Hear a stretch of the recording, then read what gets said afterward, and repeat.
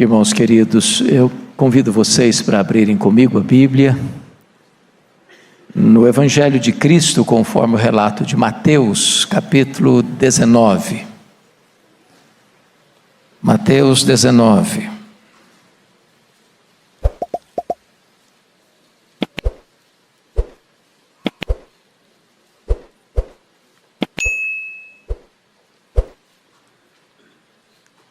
O palco mais iluminado, onde a graça de Deus deve ser demonstrada, é na família. O relacionamento que mais eloquentemente demonstra o relacionamento de Cristo com a igreja é o casamento. Então nós vamos ler sobre esse assunto. Mateus 19, a partir do verso 3 ao verso 12, e peço que você mantenha a sua Bíblia aberta nesta passagem após a leitura. Vieram a ele, a Jesus, alguns fariseus, e o experimentavam perguntando: é lícito ao marido repudiar a sua mulher por qualquer motivo? Então respondeu ele: não tendes lido que o Criador desde o princípio os fez homem e mulher, e que disse: por esta causa deixará o homem pai e mãe, e se unirá à sua mulher, tornando-se os dois uma só carne? De modo que já não são mais dois, porém uma só carne. Portanto, o que Deus ajuntou, não o separe o homem. Replicaram-lhe: por que mandou então Moisés dar carta de divórcio e repudiar? Respondeu-lhes Jesus: por causa da dureza do vosso coração é que Moisés vos permitiu repudiar vossa mulher. Entretanto, não foi assim desde o princípio. Eu, porém, vos digo: quem repudiar sua mulher, não sendo por causa de relações sexuais ilícitas, e casar com outra, comete adultério. E o que casar com a repudiada comete adultério. Disseram-lhe os discípulos: se essa é a condição do homem relativamente à sua mulher, não convém casar. Jesus, porém, lhes respondeu: nem todos são aptos para receber este conceito, mas apenas aqueles a quem é dado. Porque há eunucos de nascença, há outros a quem os homens fizeram tais, e há outros que a si mesmos se fizeram eunucos, por causa do reino dos céus. Quem é apto para o admitir, admita. Eu quero conversar um pouco com vocês então sobre o ensinamento de Jesus sobre casamento e divórcio. A crise conjugal e familiar é uma realidade humana desde a queda dos nossos pais. Não há casamento perfeito, porque casamento não é a união de dois iguais, é a união de dois diferentes. Há um mito que é comum no meio evangélico, e pasmem vocês, tornou-se hino e foi cantado na minha cerimônia de casamento: almas gêmeas. Não existe esse negócio. Não tem esse negócio de almas gêmeas. Casamento é a união de duas pessoas diferentes. A Bíblia chega a dizer que casamento é um mistério. O sábio, quando estava pensando sobre o assunto, diz que 3 coisas o encantavam: o caminho da águia no céu, o caminho da cobra na rocha, na pedra, e o caminho do navio no meio do mar. Isso ele achava incrível. Mas havia uma 4ª coisa que ele não entendia. Era para além da compreensão dele. Era o caminho de um homem com a donzela. Era o casamento. Então, se você está enfrentando uma luta no casamento, fique tranquilo, que você não é exceção da humanidade. Porém, as crises foram crescendo. Para vocês terem uma ideia, em 1960, uma pesquisa feita na América, nos Estados Unidos, constatou-se que 25% das pessoas que se casavam desfaziam o casamento através do divórcio. Isso em 1960. Hoje, cerca de 50% das pessoas que se casam jurando amor no altar, terminam o casamento nas barras de um tribunal, feridas e machucadas. Em 2003, portanto, há 19 anos, aqui no Brasil, numa pesquisa feita, constatou que, na terceira idade, o índice de divórcio havia crescido dentro de 10 anos, 51%. Em outras palavras, não tem fase segura no casamento.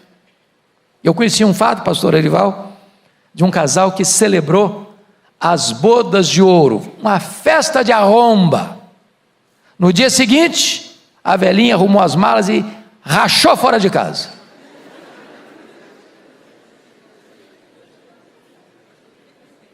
Quando o casal mantém a relação por causa dos filhos, e às vezes superando ou sublimando, melhor dizendo, as tensões conjugais, a hora que o ninho fica vazio, um olha para o outro e pergunta: e quem é você?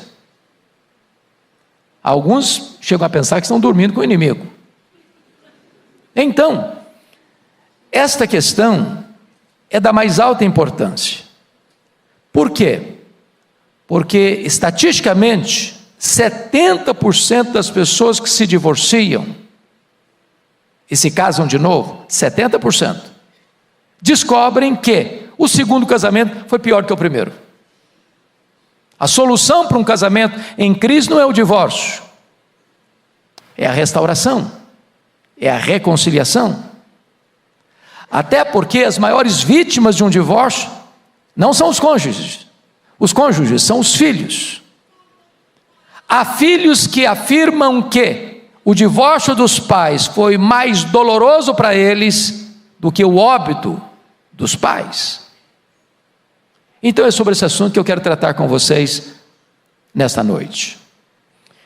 Vamos ver, em primeiro lugar, os fundamentos do casamento, e começando aí com a pergunta dos fariseus. Olha o verso 3: vieram a Jesus alguns fariseus e o experimentavam perguntando. Então note que a pergunta é pergunta de algibeira. Eles não estão interessados em aprender com Jesus, eles não estão interessados no conceito adequado, correto de Jesus, eles estão querendo usar o tema casamento e divórcio para pegar Jesus no contrapé, para armar uma armadilha para Jesus. E a pergunta deles é esta: é lícito ao marido repudiar a sua mulher por qualquer motivo? Qual o pano de fundo aqui? Na cabeça deles, eles estão pensando o seguinte: se eles falarem assim, é lícito, eles estão contra Moisés, e Jesus estaria contra Moisés. Se Jesus falasse assim, não é lícito, eles queriam empurrar Jesus para a mesma agenda de João Batista. Vocês se lembram que o precursor de Jesus, o maior homem dentre os nascidos de mulher, foi preso e degolado, porque se posicionou sobre esse assunto? Quando disse para o rei Herodes Antipas: não é lícito você possuir a mulher de seu irmão, e ele foi preso e degolado. Na cabeça desses fariseus, se Jesus dissesse assim, não é lícito, ele estaria se colocando contra o Herodes Antipas, que governava a Galileia, palco maior do ministério de Jesus, e ele colocaria contra Herodes ou contra Moisés. Na cabeça deles, qualquer resposta de Jesus estaria encrencado na situação. Agora vejam vocês a resposta de Jesus. Sempre que alguém chegou para Jesus para colocá-lo contra a parede, com uma pergunta de algibeira, Jesus desmontava a pessoa fazendo outra pergunta. Ele devolvia a pergunta. Olha como é que Jesus responde. Então, versículo 4, então respondeu Jesus: não tendes lido que o Criador desde o princípio os fez homem e mulher, que disse: por esta causa deixará o homem pai e mãe, e se unirá a sua mulher, tornando-se os dois uma só carne? Prestem bem atenção na postura de Jesus. Os fariseus querem tratar do assunto divórcio. Ao responder, Jesus, não, eu não vou tratar de divórcio, eu vou tratar de casamento. Sabe por que Jesus está dizendo isso, irmãos? Se a sociedade hoje discutisse mais e melhor e mais profundamente o que é casamento, nós teríamos menos divórcios. Se a sociedade entendesse o ensinamento de Deus acerca do que é casamento, nós teríamos menos divórcio. A sociedade quer discutir divórcio e não casamento. E se a sociedade vai discutir divórcio, nós vamos encontrar 1000 razões para o divórcio. Mas se a sociedade entender o que é casamento, qual é o ensinamento de Deus sobre casamento, então essa sociedade vai repensar seus valores, vai reprogramar sua agenda e vai entender que casamento é uma instituição divina e divórcio é uma instituição puramente humana. Pois bem, aqui está para mim a necessidade de nós entendermos melhor o que é casamento. Porque, meus amados, por que o divórcio acontece? Via de regra acontece porque os casais vão se machucando, vão se ferindo, o diálogo vai morrendo, a harmonia vai acabando, a poesia vai desaparecendo, os elogios vão sendo substituídos pelas críticas, o romantismo não tem mais, feridas vão sendo abertas, e de certa forma, a morte do diálogo já é uma espécie de separação gradativa. E então, nesse sentido, é muito importante entender que primeiro tem que entender o que é casamento, para depois eu pensar se vale a pena o divórcio. Então, vamos ver o que Jesus trata sobre o casamento. Primeiro, veja comigo, ele diz assim: não tendes lido. Sabe o que ele está dizendo? Vocês não conhecem Bíblia? Vocês não sabem o que a palavra de Deus ensina? Vocês que dizem ser tão zelosos da lei, vocês não conhecem a lei de Deus? E quando Jesus fala de Bíblia, Jesus os leva de volta lá para a criação, lá para o preceito inicial. Quando Deus disse: por esta causa deixa o homem seu pai e sua mãe, se une a sua mulher, tornando-se os dois uma só carne. Então Jesus vai mostrar aqui primeiramente a natureza do casamento. O que é casamento? Primeiro, é uma relação heterossexual. Deixa o homem seu pai e sua mãe e se une à sua mulher. Então casamento, pela orientação divina, é a relação de um homem com uma mulher, não de um homem com outro homem, nem de uma mulher com uma outra mulher. Deus não fez Adão e Ivo, Deus fez Adão e Eva. A sociedade pode dizer que isso é normal, a sociedade pode aplaudir, a sociedade pode achar que esse é o caminho, mas a eterna palavra de Deus está dizendo que casamento é uma relação heterossexual. Segundo lugar, o casamento à luz das Escrituras, ele é monogâmico. Veja você o verso 5. Deixará o homem pai e mãe e se unirá à sua mulher, não às suas mulheres. Então o preceito da criação, o casamento é monogâmico. De tal maneira que a poligamia está fora do projeto de Deus. Tanto a poliginia, um homem ter mais de uma mulher, quanto a poliandria, uma mulher ter mais de um homem, está fora do projeto de Deus. Mas me permita explicar um pouquinho melhor isso aqui. Nós temos autores, inclusive chamados evangélicos, que defendem a poligamia com base numa leitura exemplarista. Por exemplo, a pergunta deles: Abraão teve mais de uma mulher? Teve. Ele era um homem de Deus? Era. Bom, então eu posso ter mais de uma mulher e ser um homem de Deus. Jacó teve mais de uma mulher? Teve. Ele era um homem de Deus? Era. Então eu posso ter mais de uma mulher e ser um homem de Deus. Davi teve mais de uma mulher? Teve. Ele era um homem de Deus? Ele era o homem segundo o coração de Deus. Então eu posso ser um homem segundo o coração de Deus e ter várias mulheres. Salomão era um homem de Deus? Era. Ele teve mais de uma mulher? Bom, ele teve 1000. Pensa num problema. Pensa em 1000 sogras. Pensa em alguns milhares de cunhados. Bom, se o Salomão era homem de Deus e teve 1000, eu posso também, não chego tanto, mas posso ter bastante e ainda ser homem de Deus. Leitura errada. Essa não é a leitura que nós fazemos da Bíblia. A leitura que nós fazemos da Bíblia não é a exemplarista, é a preceitual. E eu explico. Quando Deus instituiu o casamento, como é que Deus o instituiu? Casamento monogâmico. Deixa o homem, seu pai e sua mãe, se une à sua mulher, tornando-se os dois uma só carne. Mas quando a lei moral foi dada para o povo, qual era a orientação da lei moral? Está lá nos 10 mandamentos, no 10º mandamento, que diz assim: não cobiçarás a mulher do teu próximo. Vale destacar que quando Moisés escreveu a lei, ou Deus deu a lei para Moisés, a cultura ao redor de Israel era poligâmica. Mas o preceito ético da lei é monogamia. Não cobiçarás a mulher do teu próximo. E com respeito à nova aliança, qual é a instrução? Perguntaram para Jesus. E Jesus vai responder de que maneira? Vamos voltar lá na origem? Vamos voltar lá na criação? Vamos voltar lá na instituição do casamento? E Jesus ratifica a monogamia. Portanto, o casamento é monogâmico.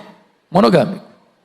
Terceiro lugar, qual a natureza do casamento? Ele é monossomático. Veja você, tornando-se os dois uma só carne.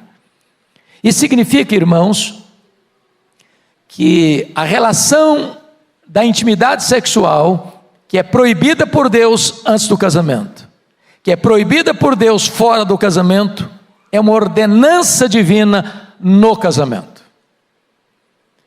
As pessoas às vezes usam de brincadeiras ou de imagens distorcidas para confundir no imaginário popular a questão sexual, dizendo que a queda dos nossos pais foi porque eles comeram fruto proibido. E o fruto proibido até é uma maçã, e a maçã é um símbolo do sexo, então os nossos pais caíram porque praticaram sexo no Éden. Mentira! Mentira! A Bíblia não fala que o fruto proibido é a maçã, com certeza não era. A Bíblia não diz que o sexo foi um pecado. Não, Deus ordenou o sexo antes da queda. Antes da queda. O sexo entre marido e mulher não é pecado, é uma ordenança divina. Então não é verdade que o sexo é sujo, que o sexo é pecaminoso, que o sexo é uma coisa ruim. Não, o sexo é bom, é santo, é lindo, é maravilhoso, é deleitoso, e Deus o ordena dentro do contexto do matrimônio. Hebreus 13:4 diz: digno de honra entre todos é o matrimônio e o leito sem mácula.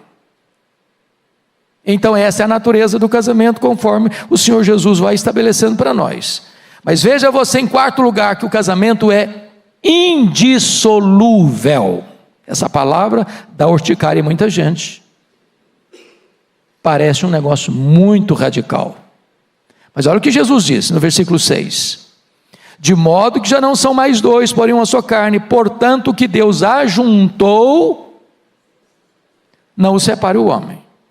Mas tem gente que tenta dar uma de esperto e diz: pastor, está escrito aqui o que Deus ajuntou, mas deixa eu dizer para o senhor, meu casamento foi Deus que ajuntou. Não, eu casei, desculpe da expressão, quando se amarrava cachorro com linguiça, eu não sabia de nada não, fui inocente para o altar, fui como ovelha para o matadouro. Aliás, quando eu me casei na rebeldia, meu pai e minha mãe não queriam, eu me casei assim mesmo, Deus não estava nesse negócio não, eu não orei, eu não busquei a direção de Deus, casei assim atabalhoadamente, para depois perceber a burrada que eu fiz.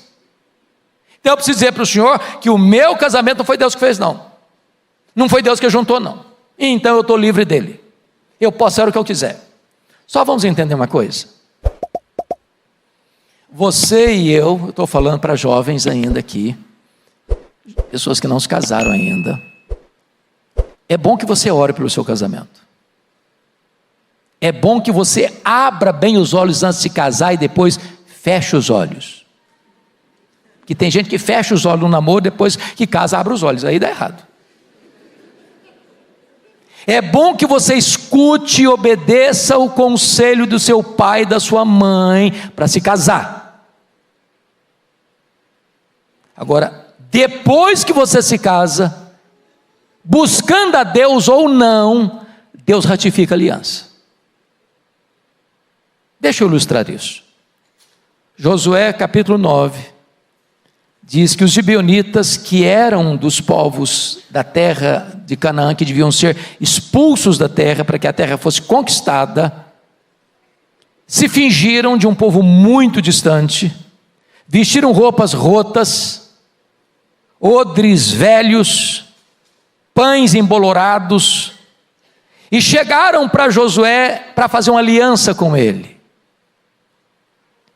E a Bíblia diz que Josué não consultou o Senhor. E apressada e atabalhoadamente firmou uma aliança com os gibeonitas. E diz a Bíblia que quando firmou com eles uma aliança, Josué não pôde mais romper aquela aliança depois que descobriu a verdade.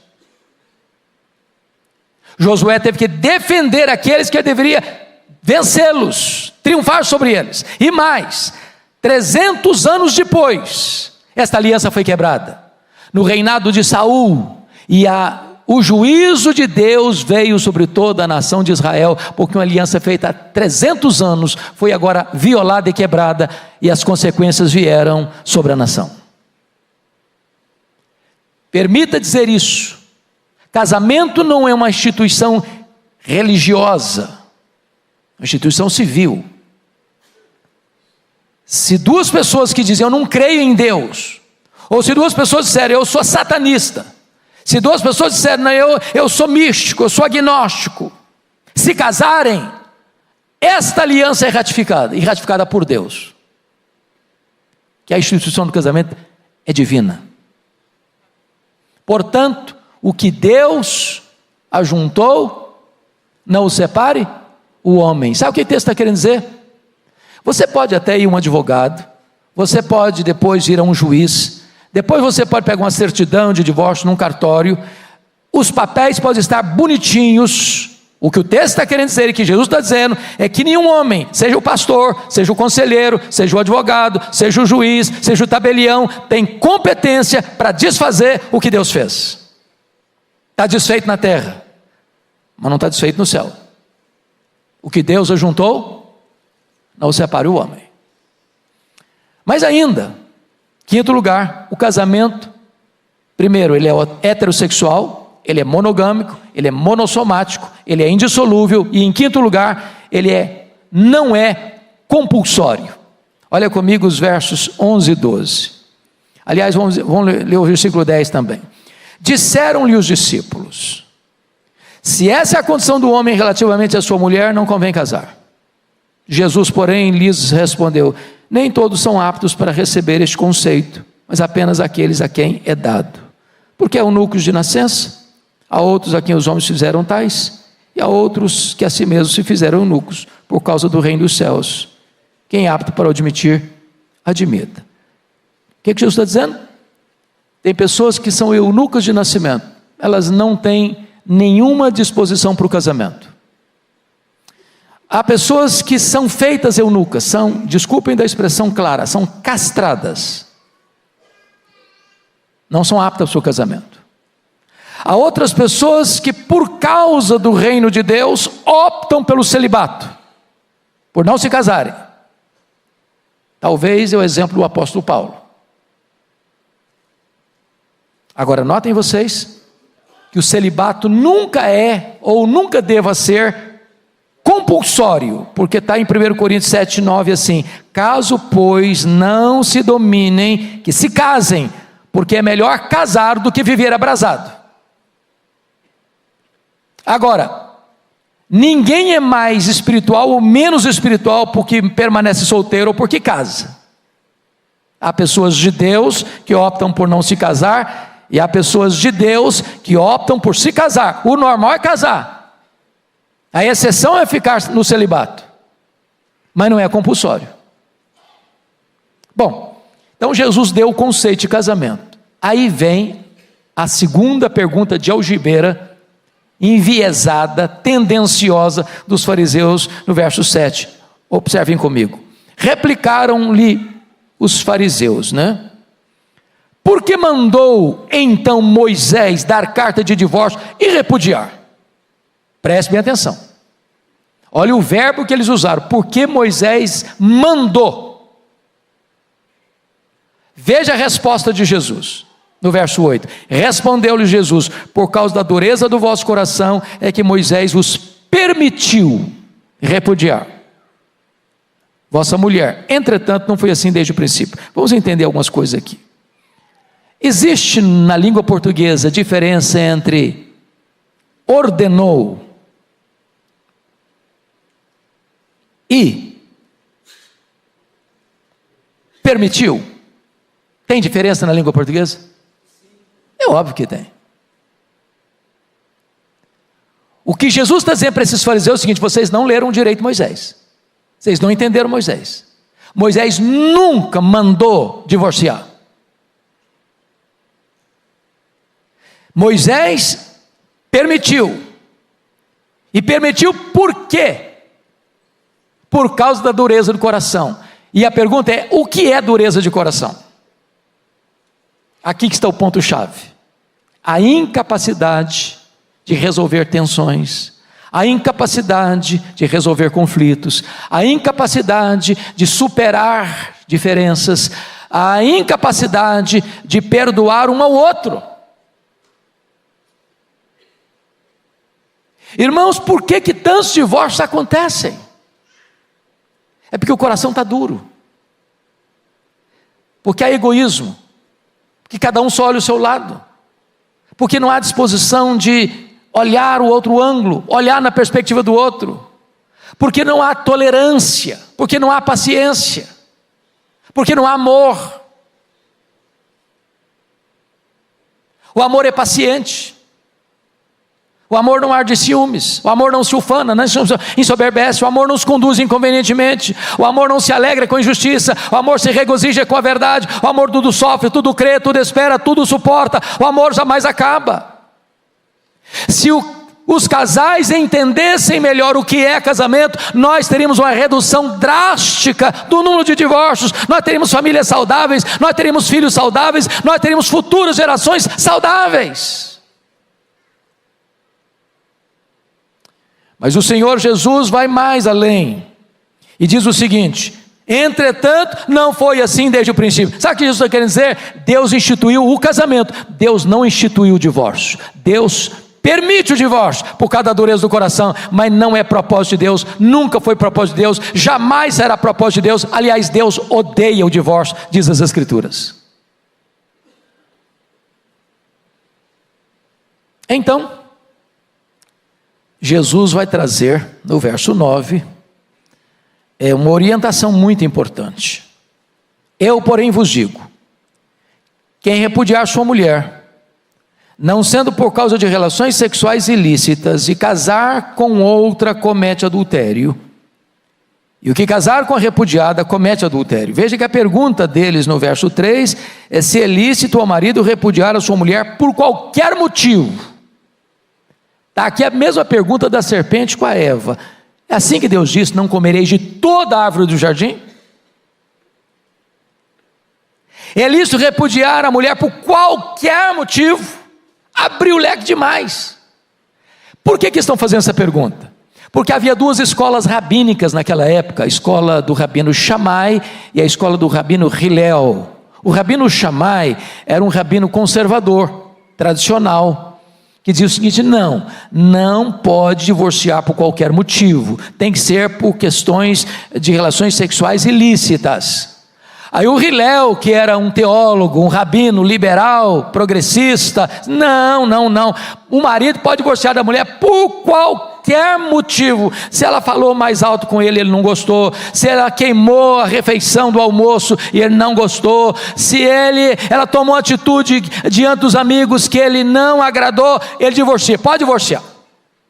O que eles estão perguntando a Jesus é em que escola o senhor joga?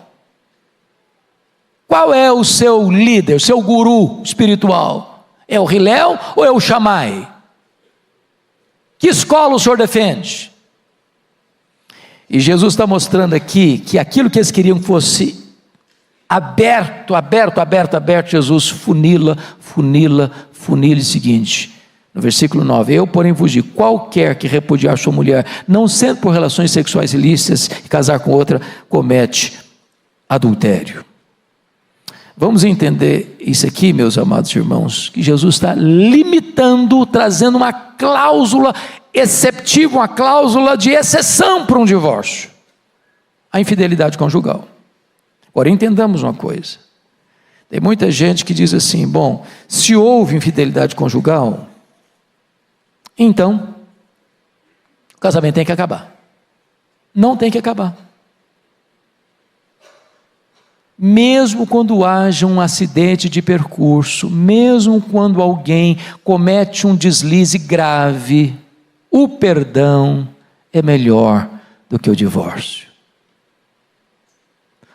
Vou lhe dizer uma coisa: o cristianismo é a religião do perdão. Nenhum de nós aqui pode dizer: eu vou para o céu e nem precisei ser perdoado, que era um cara tão bom, tão legal, tão puro, tão santo, tão piedoso, tão correto, que Deus precisou me levar para o céu pelos meus méritos, eu não precisei nem ser perdoado. Todos nós fomos perdoados. Eu não sei a realidade de cada um aqui, mas eu quero dizer para você: não importa o acidente de percurso que aconteceu no seu casamento, eu vou lhe dizer que o perdão é melhor do que o divórcio. O Deus que nos perdoou e nos perdoa é o mesmo Deus que nos capacita a perdoar e a recomeçar e a restaurar os relacionamentos quebrados. O divórcio é permitido. O divórcio, por qualquer motivo, não é válido. E o perdão é melhor que o divórcio. Sabe por quê? Porque outrora você e eu tínhamos um coração de pedra, mas o Senhor Deus tirou o nosso coração de pedra e nos deu um coração de carne. E um coração de pedra é um coração que não perdoa, coração duro. Mas o coração de carne, de uma pessoa regenerada, é um coração que perdoa, como Deus em Cristo nos perdoou.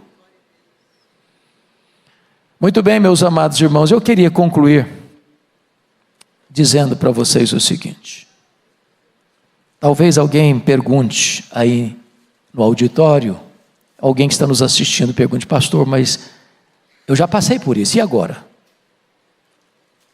Eu me casei, e eu talvez não tinha toda essa instrução, eu não tinha todo esse entendimento, e eu me separei, eu divorciei, me casei de novo, e agora? O que vai acontecer comigo? Então me permite dizer uma coisa, a Bíblia diz que só tem um pecado sem perdão, que é a blasfêmia contra o Espírito Santo. A Bíblia diz que a igreja é uma comunidade de cura para as pessoas feridas. Eu queria deixar aqui 2 exemplos. O primeiro deles, da mulher samaritana. Jesus passa pela aldeia de Samaria, porque era necessário ele passar por lá. Tinha outros caminhos, mas dentro da agenda do céu, era necessário. Porque lá ele deveria encontrar uma mulher que tinha uma raça diferente da dele, eram inimigos, do ponto de vista de raça. Os judeus não suportavam os samaritanos não suportavam os judeus, e a mulher fez questão de pontuar isso. Eles tinham crenças diferentes. Os samaritanos achavam que devia adorar a Deus no Monte Gerizim, os judeus achavam que devia adorar a Deus em Jerusalém. Jesus não, nem lá nem cá, não é a geografia. Deus é espírito, importa que os seus adoradores o adorem em espírito e em verdade. A cidade de Sicar, na língua original, significa cidade dos bêbados, cidade dos borrachos. Comer um pão de um samaritano era comer pão imundo, E Jesus manda os seus discípulos a Sicar comprar pão. Naquela época, se um judeu se casasse com a samaritana, a família do judeu fazia o funeral simbólico dele, para a família ele estava morto. E Jesus passa por lá, exatamente porque na agenda do céu, ele queria salvar aquela mulher. E ele começa a pedir um favor para ela: dá-me de beber. Ela diz: mas como assim? Você não sabe que você é judeu, eu sou samaritana? Ah, mulher, se tu conheceras quem te pede, ou o dom de Deus, tu me pedirias e eu te daria água da vida. Como assim? O senhor é maior ou melhor do que o nosso pai Jacó? Nos deu esse poço? E Jesus vai conversando com ela.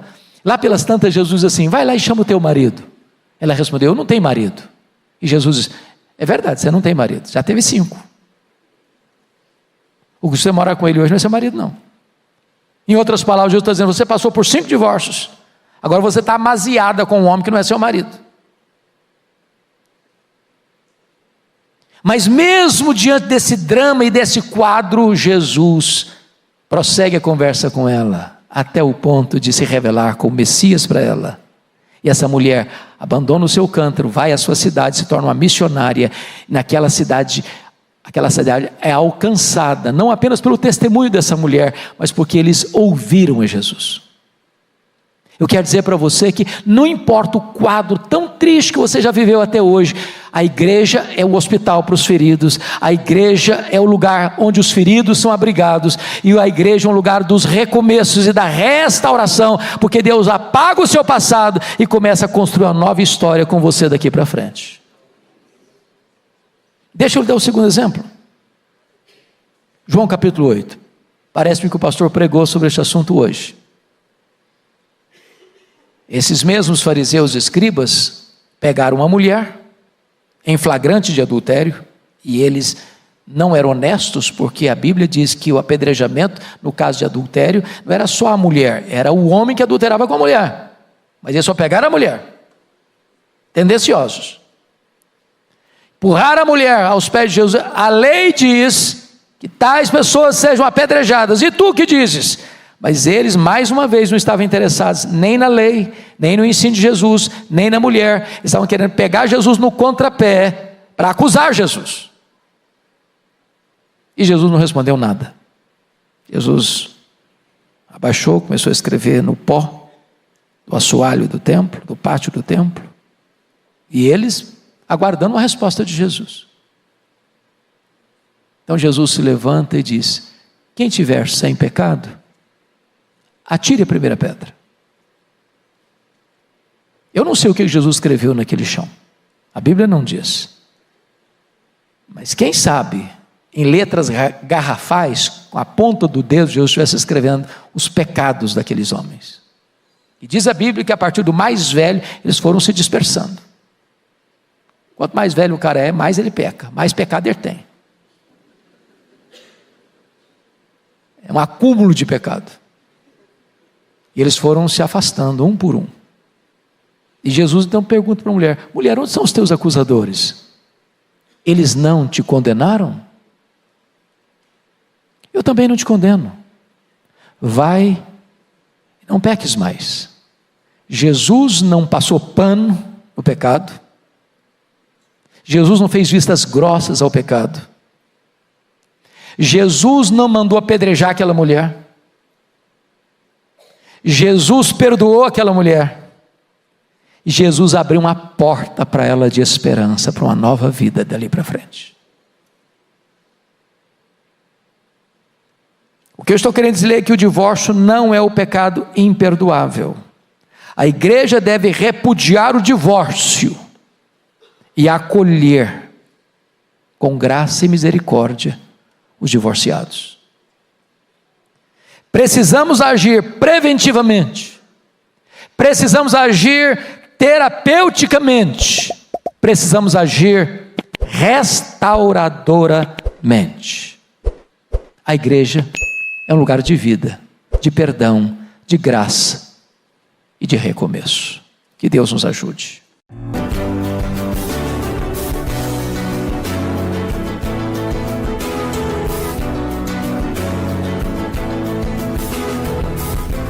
Palavra da Verdade, com Hernandes Dias Lopes. Palavra da Verdade, com Hernandes Dias Lopes. E o texto que eu quero repartir com vocês é por demais conhecido, que é 2 Timóteo 4. 2 Timóteo capítulo 4.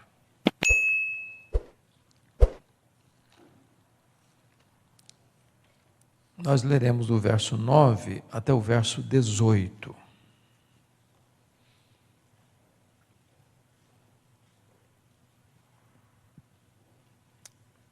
Paulo está escrevendo essa carta para Timóteo, da sua segunda prisão em Roma. Ele está preso não mais numa casa alugada, como foi o caso da primeira prisão, mas ele está preso na chamada masmorra mamertina, que era um lugar insalubre, frio, úmido, de onde, via de regra, as pessoas saíam leprosas ou saíam para o martírio. Então, esta é a última carta, o capítulo 4, são as últimas palavras escritas por Paulo antes do seu martírio. Daí, o tom carregado de emoção, ele carrega as tintas em expressar as turbulências da sua alma, as dores do seu coração, no final da sua vida, enviando recomendações, orientações ao jovem Timóteo, que estava na liderança de uma das maiores igrejas do Novo Testamento, suplantando inclusive a igreja de Jerusalém e de Antioquia da Síria, que é a igreja de Éfeso. E Timóteo tinha características assim muito peculiares. Ele era jovem, ele era doente, ele era tímido. E naquele tempo a igreja estava passando por grandes riscos, não só da perseguição romana, mas também risco de invasão de falsos apóstolos que estavam perturbando a igreja. Então, ele escreve essas palavras, abrindo o coração e partilhando princípios. E a partir do verso 9 ele diz assim: procura vir ter comigo depressa, porque Demas, tendo amado o presente século, me abandonou e se foi para Tessalônica. Crescente foi para a Galácia, Tito para a Dalmácia, somente Lucas está comigo. Toma contigo Marcos e traze-o, pois me é útil para o ministério. Quanto a Tíquico, mandei-o até Éfeso. Quando vieres, traz a capa que deixei em Trode, na casa de Carpo, bem como os livros, especialmente os pergaminhos. Alexandre, o latoeiro, causou-me muitos males. O Senhor lhe dará paga segundo as suas obras. Tu guarda-te também dele, porque resistiu fortemente às nossas palavras. Na minha primeira defesa, ninguém foi a meu favor, antes todos me abandonaram. Que isso não lhe seja posto em conta. Mas o Senhor me assistiu e me revestiu de forças para que, por meu intermédio, a pregação fosse plenamente cumprida e todos os gentios ouvissem, e fui libertado da boca do leão. O Senhor me livrará também de toda obra maligna e me levará salvo para o seu reino celestial. A Ele glória pelos séculos dos séculos. Amém. Bom, eu acho que não há nenhuma necessidade de reenfatizar aquilo que tem sido ênfase, de que Paulo certamente foi o grande missionário, o maior missionário da história do cristianismo. Ele foi certamente o maior líder do cristianismo no Ocidente. Ele foi o grande teólogo, ele foi o maior plantador de igrejas da história do cristianismo. Ele foi o maior escritor do Novo Testamento. Dos 27 livros, ele escreveu 13. E Paulo, depois da sua conversão no caminho de Damasco, passa por um período longo de treinamento, em torno de uns 14 anos, até Deus usá-lo de maneira plena.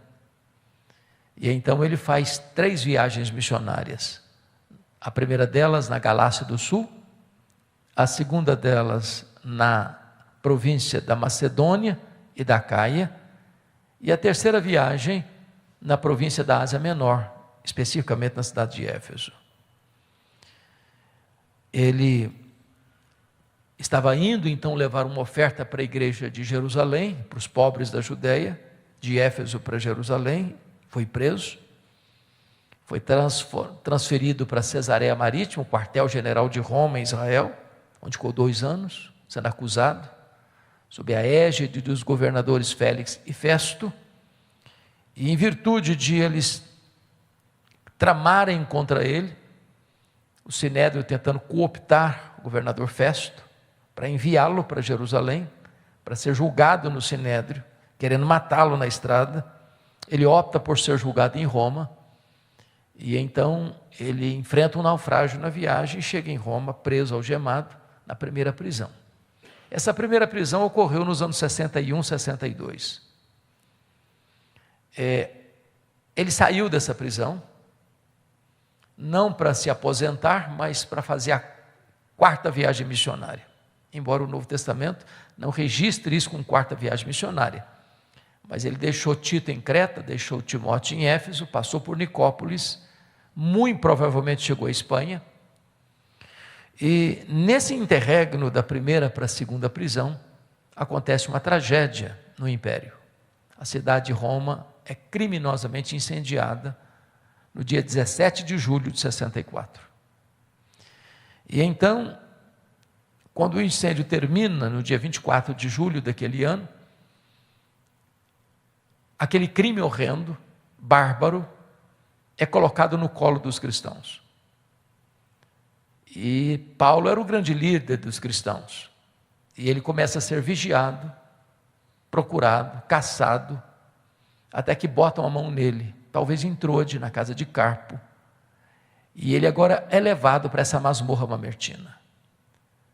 Na primeira prisão, ele foi preso como um apóstolo, como um pregador do Evangelho. Quem estava por trás, orquestrando contra ele, eram os seus irmãos, os judeus. Mas agora, quem está por trás, tramando a sua segunda prisão, é a máquina pesada do Império Romano. E ele não é preso mais como um apóstolo, ele é preso como um criminoso. E isso faz uma diferença imensa.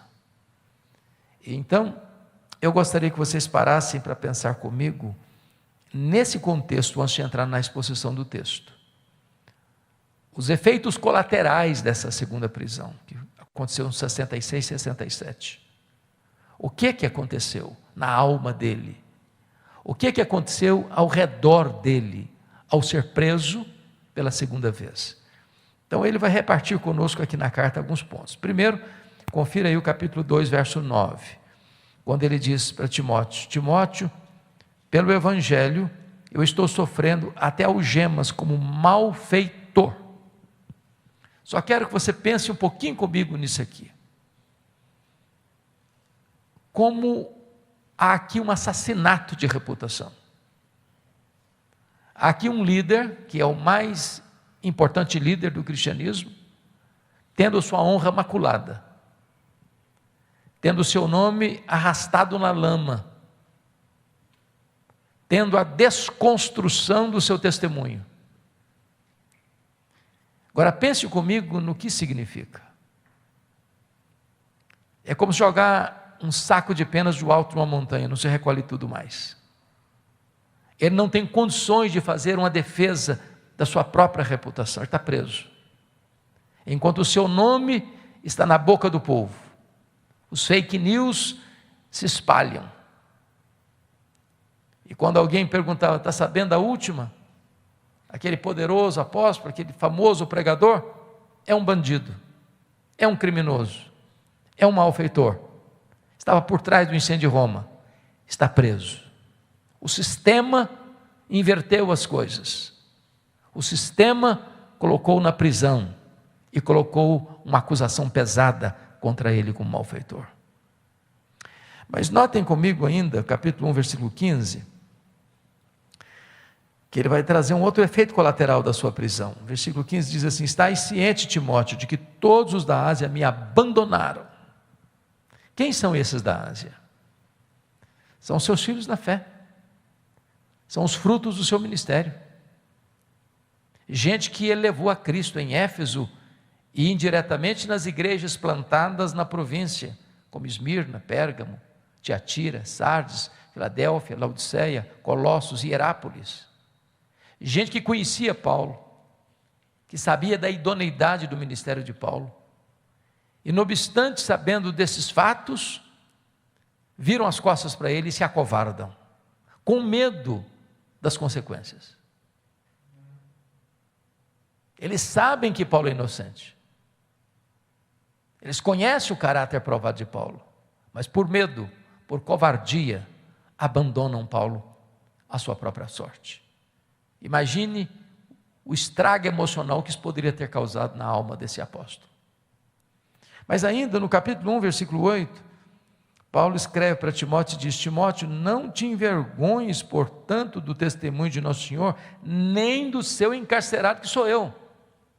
O próprio Timóteo, que era o filho mais próximo, o colaborador mais próximo do apóstolo Paulo, está com vergonha de Paulo, constrangido em se apresentar, dizendo: esse homem eu conheço, esse homem não é um bandido, esse homem não é um malfeitor, esse homem não é um criminoso, eu sei quem ele é.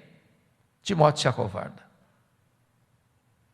Mas ainda, capítulo 4, verso 16, Paulo, mesmo sendo acusado de um crime tão grave, jogado numa masmorra, teve direito de defesa. O direito romano é estudado até hoje.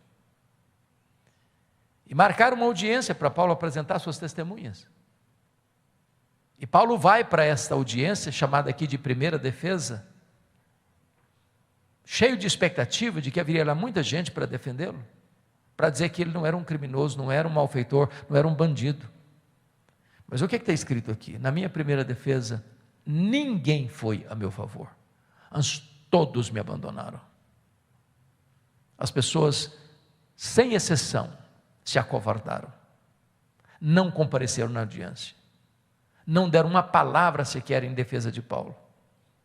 E ele foi julgado à revelia, e julgado pena de morte. Por ser cidadão romano, não foi crucificado como Pedro, mas foi degolado. A pergunta que eu faço agora é esta: ponha-se no lugar dele.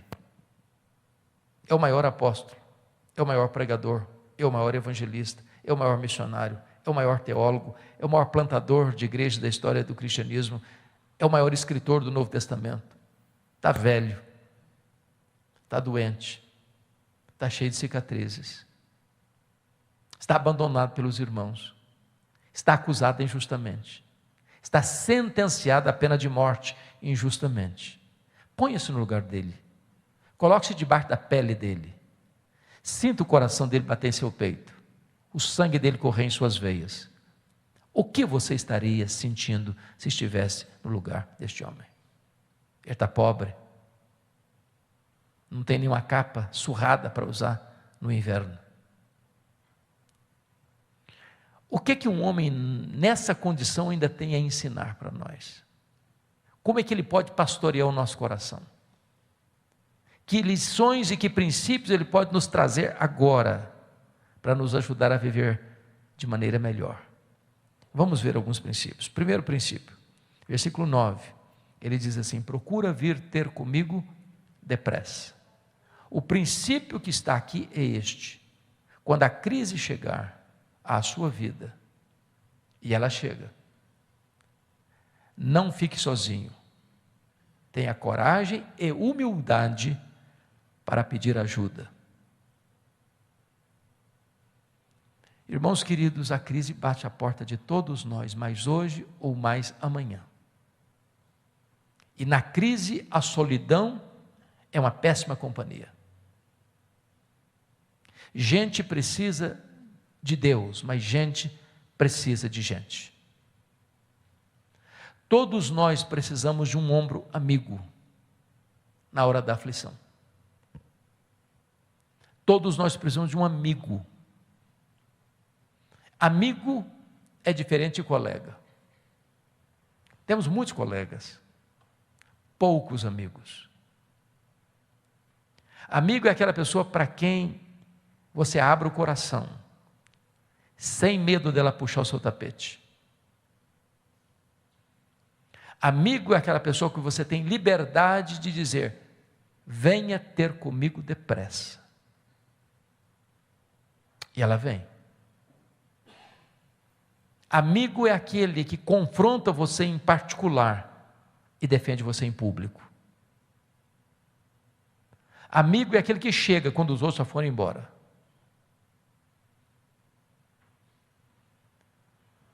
Talvez nós, na posição de liderança, seja pastoral, seja de outro tipo de liderança, da igreja ou fora da igreja, lidamos com multidão, mas vivemos na solidão. Uma das coisas que mais me chocam na atualidade é a quantidade de pastores, por exemplo, que têm cometido suicídio. E a pergunta é: meu Deus, por que ele não encontrou um amigo para abrir o coração, para pedir ajuda? Então, por favor, não fique sozinho. Mas para ter amigos, é preciso ser amigo. Porque se você não fizer amigos, você não vai ter amigos. Alguém que caminhe com você, que chore com você, que se alegre com você. É mais fácil, na verdade, até chorar com os que choram do que se alegrar com os que se alegram. Tem muita gente no ministério competindo uns com os outros, em vez de cooperar uns com os outros. Mas o princípio primeiro aqui é este: se a crise chegar, peça ajuda. Não fique sozinho. Segundo princípio, está aí no versículo 10. Porque Demas, tendo amado o presente século, me abandonou e se foi para Tessalônica. O princípio é este: quando alguém na jornada da vida decepcionar você, não faça registros de mágoas. Ponha o pé na estrada e continue caminhando. O que eu vou lhe dizer agora não é se, é quando. As pessoas vão nos decepcionar. E nós vamos decepcionar as pessoas.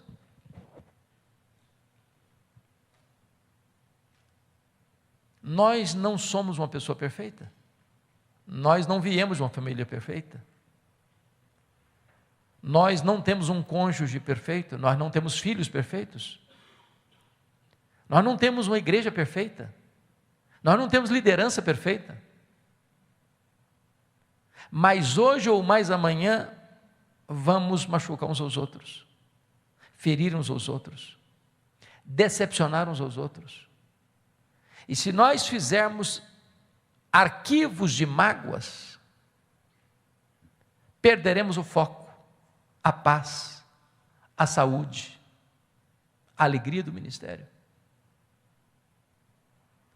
Então, se alguém machucou você, se alguém decepcionou você, se alguém que caminhou com você um tempo e depois virou as costas para você, não faça arquivos de mágoas. Põe o pé na estrada, continue caminhando. Viktor Frankl, no seu livro, preciosíssimo livro, Em Busca de Sentido, diz que a única coisa que ninguém pode tirar de você é o direito que você tem de fazer suas escolhas. As pessoas podem tirar sua liberdade, podem tirar seus bens, podem tirar sua saúde, podem tirar sua família, podem tirar sua vida, mas não podem tirar o direito que você tem de fazer suas escolhas. Elas falam mal de você, você ora por elas. Elas maldizem você, você bendiz a elas. Você não paga o mal com o mal, você vence o mal com golpes de bondade. Então, talvez na liderança, o que mais se escuta não são as dores do ministério com o trabalho do ministério, mas são as dores do ministério resultantes dos conflitos na liderança. E se nós não tomarmos cuidado e cercarmos nosso coração um pouquinho, naufragamos nas ondas revoltas dessas crises relacionais.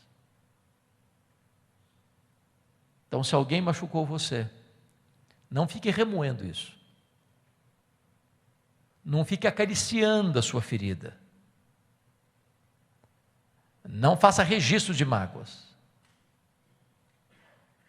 Continue caminhando. Terceiro princípio, versículo 11, olha comigo. Ele diz assim: toma contigo Marcos e traze-o, pois me é útil para o ministério.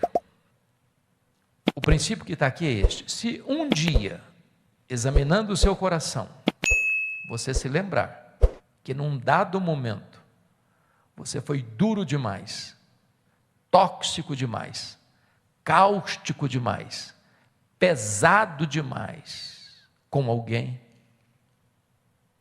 vá lá, peça perdão, restaure esse relacionamento. Para eu entender o versículo 11, eu preciso compreender mais dois textos da Bíblia. O primeiro deles é Atos 13:13. Esse Marcos aqui era o João Marcos, primo do Barnabé, que foi auxiliar dos dois missionários, Barnabé e Saulo, depois Paulo e Barnabé, na primeira viagem. Lá em Perge da Panfilha, ele abandona os dois missionários e retorna para a casa da sua mãe, em Jerusalém. O segundo texto que eu preciso entender para interpretar esse aqui, é Atos 15, 36 a 41. Depois do concílio de Jerusalém, Paulo procura o Barnabé para voltarem para a segunda viagem, visitando as igrejas que eles haviam plantado, na Galácia do Sul. E Barnabé diz a Paulo: sim, Paulo, vamos, mas eu estou com vontade de levar o meu primo, vontade de levar o Marcos comigo, conosco. Paulo respondeu: eu não acho justo levarmos aquele que desde perto da Panfilha nos abandonou. O texto de Lucas está resumido, laconicamente resumido, muito resumido, e não há nenhum viés de emoção. Porém, há uma informação. Houve tal desavença entre Paulo e Barnabé por causa do Marcos, que os dois líderes não caminharam juntos mais. Agora, pense comigo. Para ter tal desavença é porque o pau quebrou, não é verdade? O pau quebrou. E às vezes, meus irmãos, o pau quebra ao redor de uma mesa de liderança. Às vezes, gente de Deus entra na carne também. E machuca demais uns aos outros. Então eu vou parafrasear a conversa. Eu acho que foi mais ou menos o seguinte. Paulo chega todo animado para o Barnabé e diz: Barnabé, que bênção foi o concílio de Jerusalém. Que bênção a correção de rota teológica da igreja. Agora podemos ir para o campo missionário. Estou empolgadíssimo, Barnabé. Barnabé, eu também estou, Paulo. Mas deixa eu te falar, Paulo, você está lembrado do meu primo? Mas é claro, né, Barnabé, que eu estou lembrado do Marcos. Deixa eu te falar, eu estou com vontade de levá-lo com a gente agora de novo. Paulo fechou a cara. Você está de brincadeira, né, Barnabé? Não, Paulo, ele amadureceu. Pois é, comigo ele não vai não. Mas deixa eu te falar, ele vai ser uma bênção para nós agora. Comigo ele não vai não, Barnabé. Ô Paulo, deixa eu te falar, você está sendo intransigente. Vamos dar uma chance para o rapaz. Comigo ele não vai, Barnabé, chega. Agora imagine comigo, se não houvesse um Barnabé na vida do Marcos. Você já foi considerado persona non grata alguma vez? Alguém já disse para você: no meu time você não joga? Na minha equipe você não trabalha? Você não serve para fazer parte da minha equipe de liderança? Já se sentiu rejeitado alguma vez?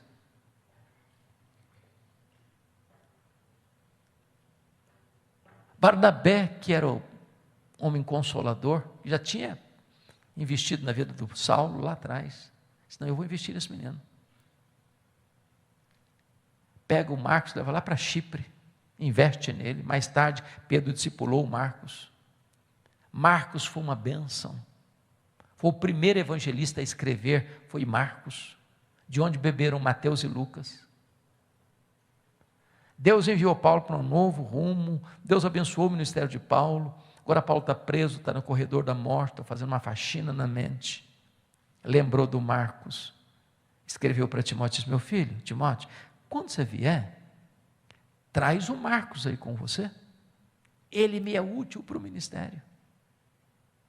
Sabe o que Paulo está nos ensinando aqui? Que um líder nunca é tão grande como quando ele é humilde.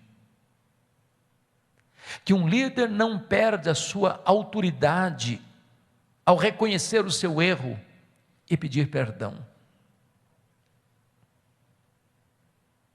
Que nenhum de nós está pronto para viver, nem para morrer, deixando pessoas feridas pela estrada da nossa vida.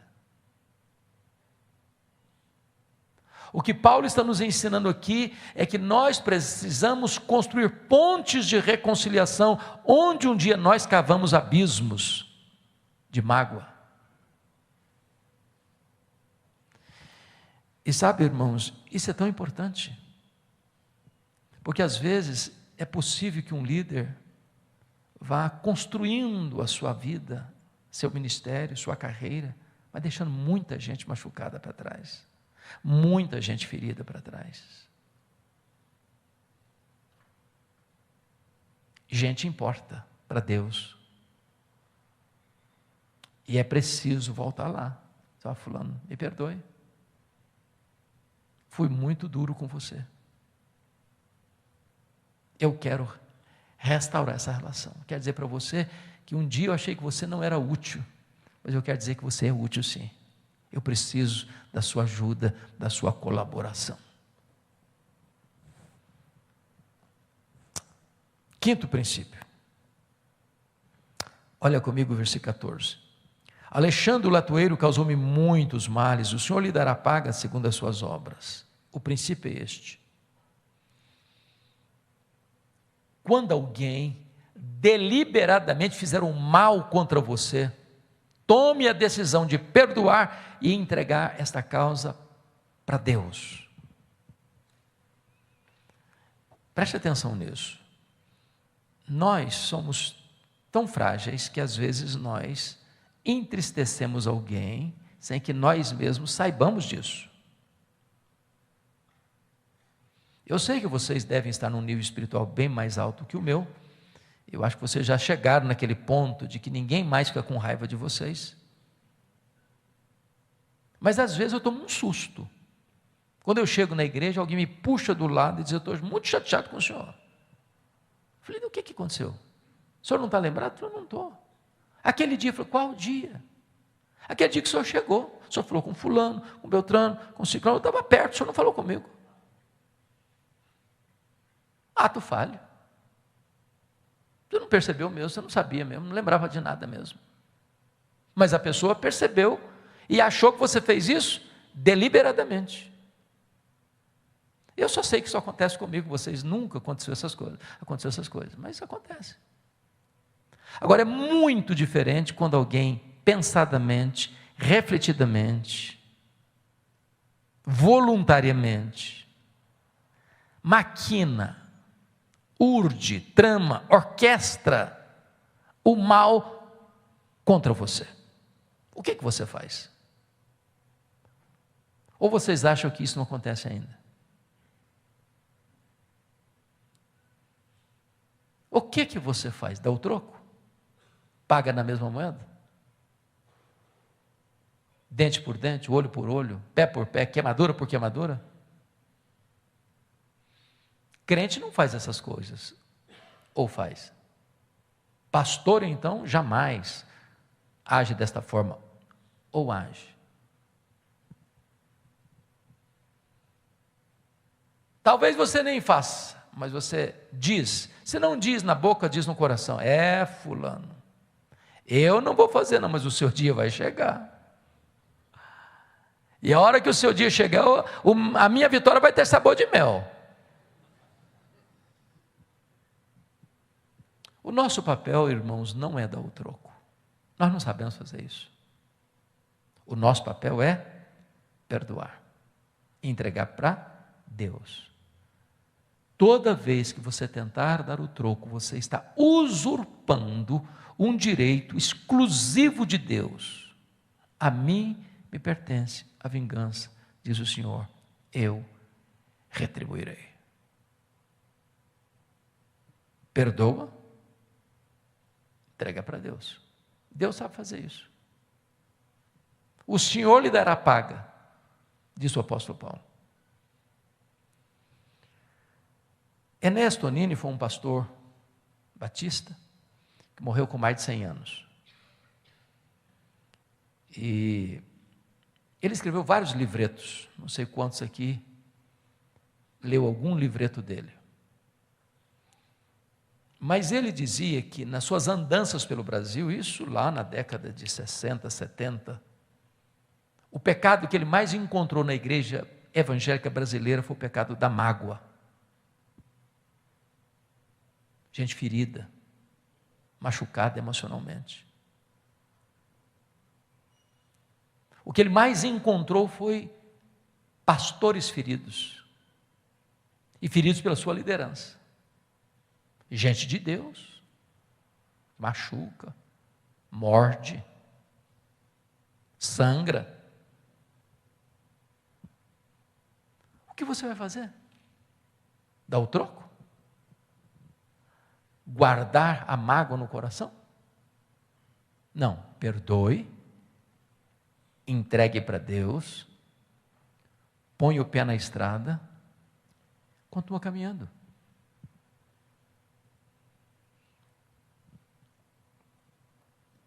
Se você ficar remoendo isso adoece você. Isso machuca mais ainda você. Mas veja outro princípio. Confira comigo aí o versículo de número 21. Ele diz assim: apressa-te a vir antes do inverno. Notem que esse apressa-te a vir antes do inverno é um pós-scriptum, já tinha encerrado o assunto no versículo 18. Mas é importantíssimo, por quê? Porque diz no verso 9, procura vir ter comigo depressa. O que é depressa? Eu não sei, depende do contexto. Pode ser um dia, uma semana, um mês, um ano, eu não sei. Então ele está explicando no 21 o que diz no versículo 9. Quando ele diz assim: quando eu falei para você, Timóteo, procura vir ter comigo depressa, eu quis dizer, procura vir antes do inverno. Porque nos 3 meses de inverno não se navegava com segurança. O que ele está dizendo? Se você esperar os 3 meses de inverno passar para você vir, não adianta vir, já terei sido executado. Então qual é o princípio? O princípio é este: há coisas na vida que ou você faz hoje, ou você não vai ter chance nunca mais de fazê-lo. Oportunidades passam. É aquela conversa? É aquele confronto? É aquele aconselhamento? É aquele pedido de perdão? É aquela ajuda financeira? É aquele elogio?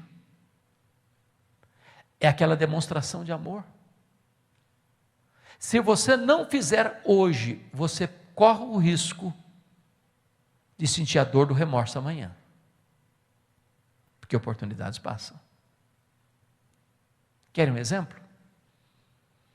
A cultura brasileira dos nossos funerais. Eu não conheço ninguém que receba mais elogios do que defunto. Você conhece? Fica na cabeceira de um caixão meia hora.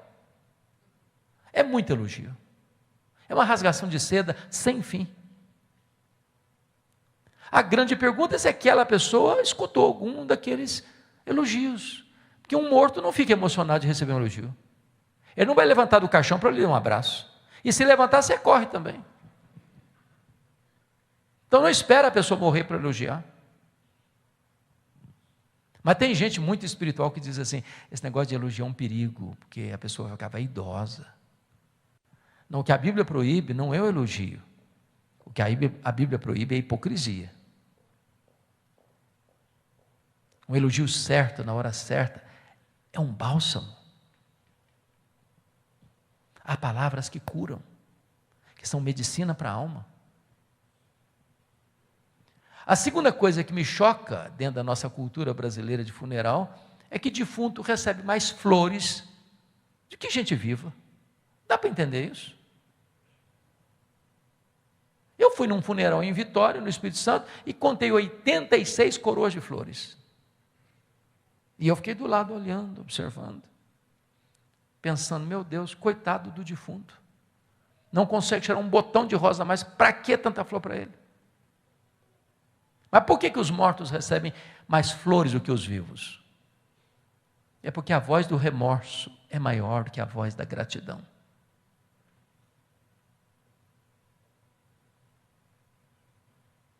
Não espere a pessoa morrer para mandar flores. Isso não vai fazer diferença nenhuma para ela. Isso vai só revelar, às vezes, a dor do nosso coração. Então, se você tem que fazer alguma coisa, faça hoje. Se você tem que ajudar alguém, ajude hoje. Quer um exemplo? Eu aprendi com um presbítero meu lá em Vitória. Ele disse assim, pastor Hernandes, pai ajudar filhos, tem que ser quando o filho precisa. Tem pai e mãe que tem dinheiro, muito dinheiro. O filho está passando uma magrela. Ele não estende a mão, ele não ajuda. Deixa o filho passar a magrela. Depois morre, tudo vai ser dos filhos. Herança. Mas isso é a lei que está mandando fazer isso. Então ajude na hora que a pessoa está precisando. Estenda a mão quando a pessoa está pedindo socorro. Seja generoso com alguém que está precisando de uma ajuda urgente. Não deixe a oportunidade passar. Porque se ela for embora, você nunca mais vai ter chance. Bom, deixa eu concluir. Último princípio, versículo 18, a parte B, ele diz assim, a ele glória pelos séculos dos séculos, amém. E o princípio é este. A melhor maneira de você encerrar a sua carreira e fechar as cortinas da sua vida é dando a Jesus toda a glória devida a Ele. Não a nós, Senhor, não a nós, mas ao Teu nome, da glória, porque dEle, e por meio dEle, e para Ele, são todas as coisas. Nós não estamos vivendo para construir um monumento ao nosso próprio nome. Na igreja de Deus, não tem ícones. Na igreja de Deus, não tem donos. Na igreja de Deus, não tem caudilhos. Na igreja de Deus, não tem monumento à personalidade. Na igreja de Deus, todos nós estamos nivelados no mesmo patamar, somos servos. Porque só existe um que merece a honra, a glória e o louvor, e Ele não divide a sua glória com ninguém. Então, o apóstolo Paulo, no corredor da morte, aguardando o dia da sua execução, não abandona o seu senso pastoral. E não obstante circunstâncias tão adversas, ele ainda tem palavras tão oportunas e sábias para pastorear o nosso coração.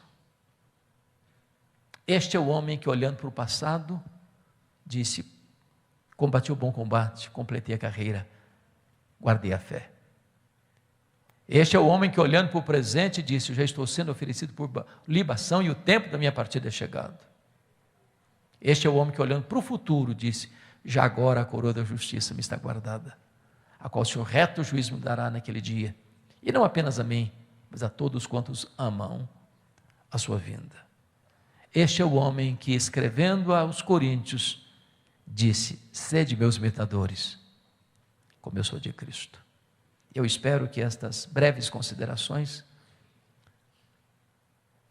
da parte deste homem que nós o chamamos de o grande pastor, um excelente pastor, que apacentou tantas ovelhas, com lágrimas, exortando, ensinando, consolando, que as suas palavras hoje também sejam um bálsamo para o nosso coração. Deus abençoe. Obrigado.